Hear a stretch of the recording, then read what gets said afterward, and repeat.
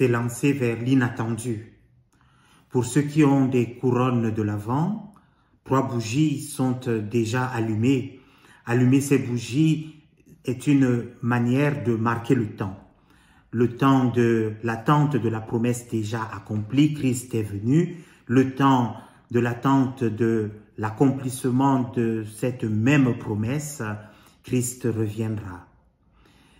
Et dans cette attente, comme dans tout ce que nous faisons, peut-être êtes-vous comme moi, j'aime bien avoir des repères qui m'orientent pour ne pas être pris dans une sorte de tourbillon qui me ferait balloter au gré du vent qui souffle.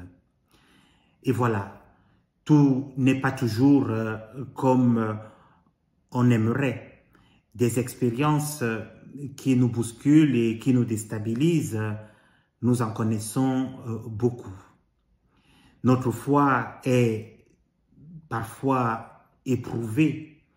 Dans ces cas, j'aime bien me souvenir de la promesse de Dieu qui fait vivre.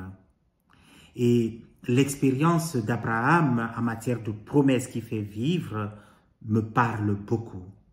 Abraham reçoit un appel de Dieu. Va-t'en de ton pays, du lieu de tes origines et de la maison de ton père vers le pays que je te montrerai. Je ferai de toi une grande nation et je te bénirai. Il est demandé là à Abraham peut-être la chose la plus difficile.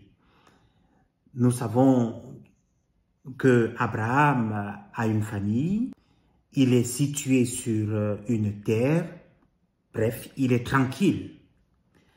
Cet appel que Dieu lui lance l'invite à quitter cet ancrage, à laisser derrière lui tous les points d'appui et partir vers l'inconnu, vers l'imprévisible.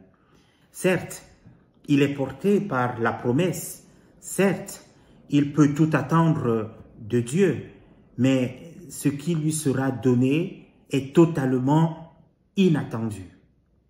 Porté par cette bénédiction, Abraham ne va donc pas craindre de quitter sa famille, ce lieu d'appui par excellence.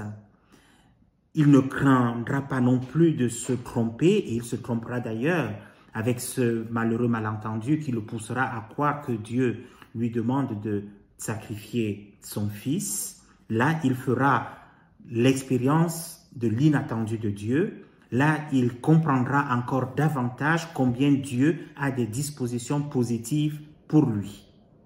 Alors, chers amis, chers frères et sœurs, j'ose croire que pour chacun d'entre nous, ce Dieu d'Abraham a pour nous tous un plan. Nos points d'ancrage ne sont-ils pas si mouvants que cela? Alors, j'ose croire que seule la promesse de Dieu nous porte et nous ouvre à l'espérance.